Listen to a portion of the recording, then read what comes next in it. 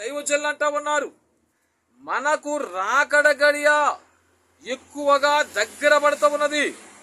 మరి అందుకని మనం ఏం చేయాలంటే ధ్యాన కూటములు, బైబిల్ తరగతులు, వీధిలో ప్రసంగాలు, ఆదివారపు బడులు, కుటుంబ ప్రార్థనలు చాలవట.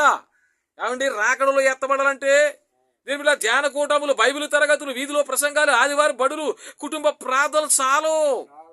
మరి ఏం సరిపోతాయి? ఇవి దేనికంట? రక్షణకు సరిపోవును గాని రాకడకు సరిపోవంట. చూసారా, ఇవి రక్షణకే సరిపోతాయి కానీ రాకడకు సరిపోవంట. అని దైవజనులు అన్నారు, రాకడకు సిద్ధపడుట కొరకు ప్రత్యేకించుకొని కనిపెట్టుట అవసరం అన్నారు దైవజనులు. దేవుని స్తోత్రం. ఏం చేయాలంట? మనకు రాకడకు సిద్ధపడుట కొరకు ప్రత్యేకించుకొని కనిపెట్టుట అవసరం అన్నారు.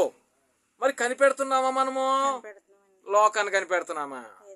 ఆవిడే దీని బిడ్డ సంఘంలో ఏ బిడ్డ ఎలాగుంటుందో కనిపెడతా ఉన్నామా? దీని బిడ్డలారా, ఇలాంటివి కాదు మనకు కనిపెట్టేది. గంట మోకాళ్ళ